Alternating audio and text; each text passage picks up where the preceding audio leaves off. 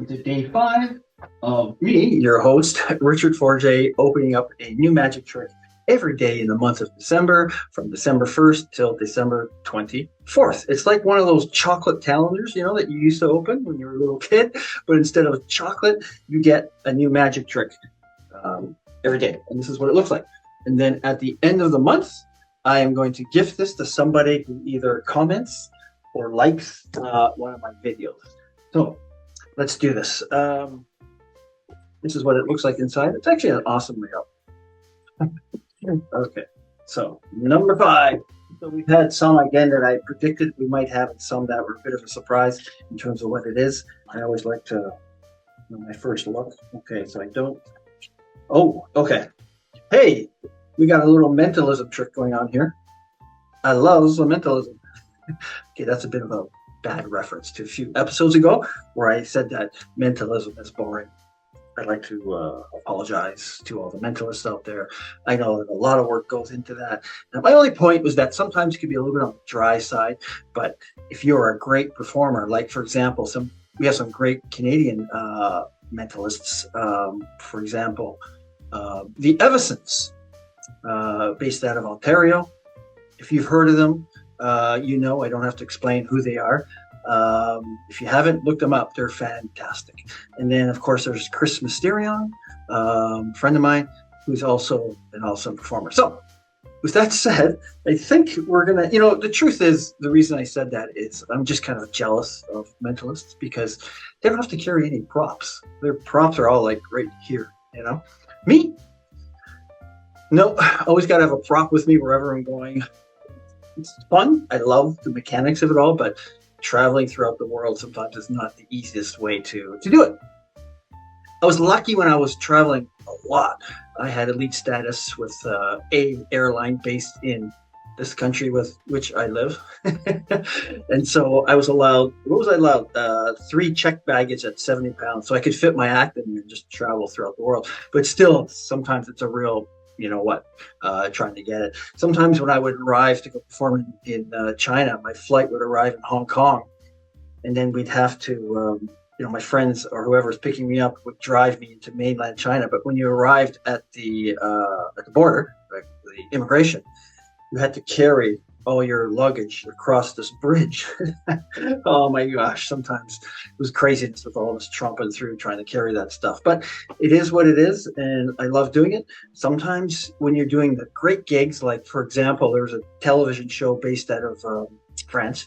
It's called Le Plus Grand I'm not going to try to be Le Plus Grand Cabaret du Monde. There, I say it in a real, English Canadian way. They really know how to treat their performers. I mean, they literally pick you up, of course, at the airport. But from then on, you're just a part of this machine. And the first time that I performed it, I had watched the show for a long time. And it was one of those things that when I created my acts, I built them to be silent so that it could travel anywhere. And one of the things that I really set my mind on is getting on that show. So when I was invited to do the show, it was both exhilarating and scary at the first time. I've done it 3 times, by the way. Every time was awesome, and there's stories from every time I did it. Like the first time I did it, I had been performing this act for a while, and I was confident in my abilities. But because the act was about 8 minutes long, you were only allowed about 4 or 5 minutes on the show. So I had to condense my music and condense my show, my act. And so when you're doing the first tech run through, it's not even a dress. It's not even a dress rehearsal. It's just movement, and they're setting the lights and the camera angles and what should work and not work. But anyway, so I arrive, and the stage manager says, "Okay, Richard, push your prop all the way down here." And I'm looking. First thing I notice is it's kind of a thrust stage, meaning people are all over the place on your side. And, for this particular act, there were angle problems. So it's like that, like everybody right in front of you. It's like that Jim Carrey skit where he's a karate teacher. He says, "You have to come at me, but you have to come at me like this." Anyway, so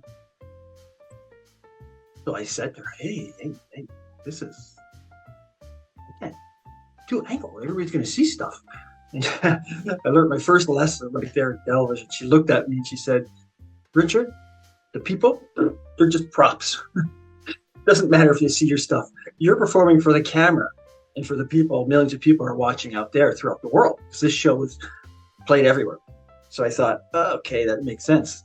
So that alleviated any fears, and they really, really know what they're doing. So anyway, so you begin your first run through. You give, your music to the sound guy, and you're just doing it in street clothes. They just want to see your movement. But anyways, I start the act.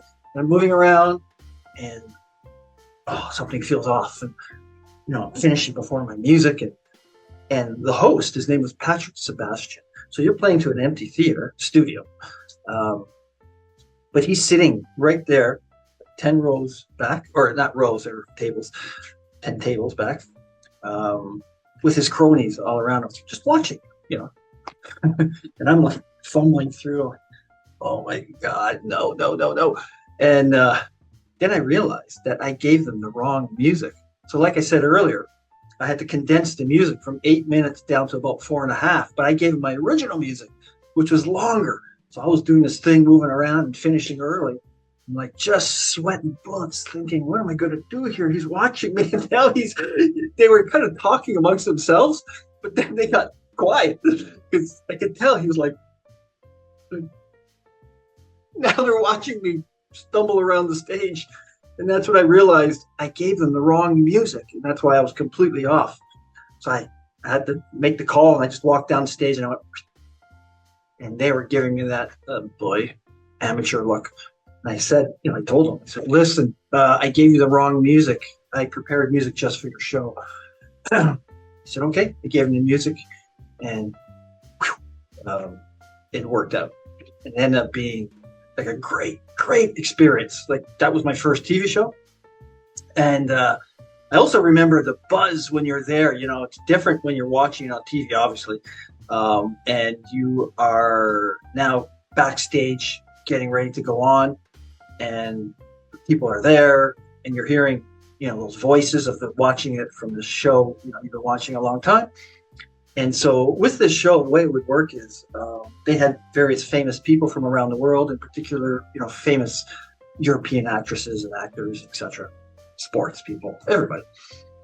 So they had their table that was kind of center, and it was a lot, again, television, everything is smaller. If you ever go to any studio, it's so much smaller than what you expect it to be. So they're sitting there at their little table talking. I'm not fluent in French, even though I'm half French, so I didn't quite make out what they were saying. But what happens is when the one act is finished, they get rid of them, then they push you down stage, and now you're center stage, ready to go. But they're talking for another, felt like 20 minutes, but it was probably like 5 minutes. So you're standing there.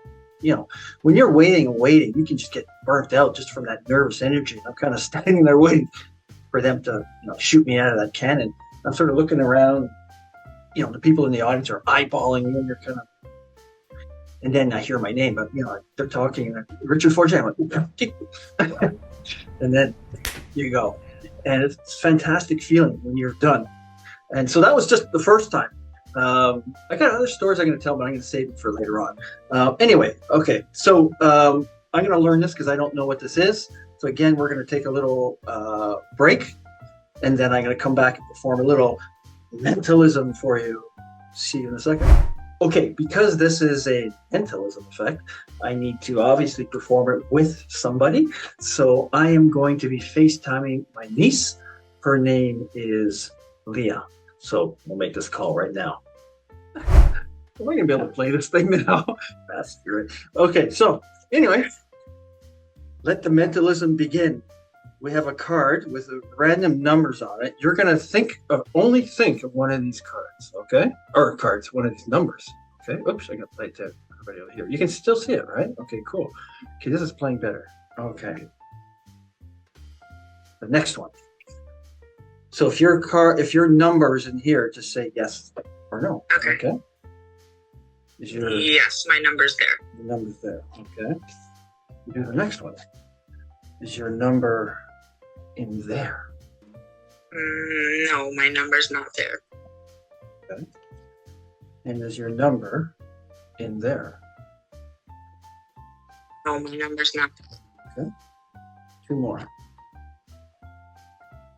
How about this one? Is your number in there? Yes, my number's there. It's there. And the last one. No, my number's not there. Okay. I have to use the mental powers. I'm going to divine what your number is. May I get a drum roll, please? Nobody here. Okay. Your number is 26. My number. Is it?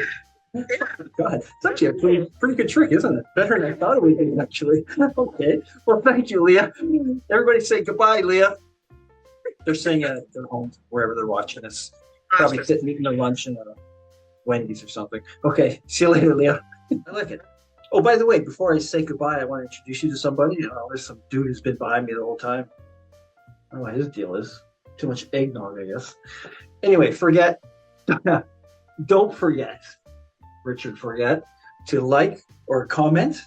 You might even want to ask your friends to watch it and like or comment. I'm not being pushy, but I would appreciate it. They could possibly even win this, giving it away at the end of the month, as you know. Goodbye.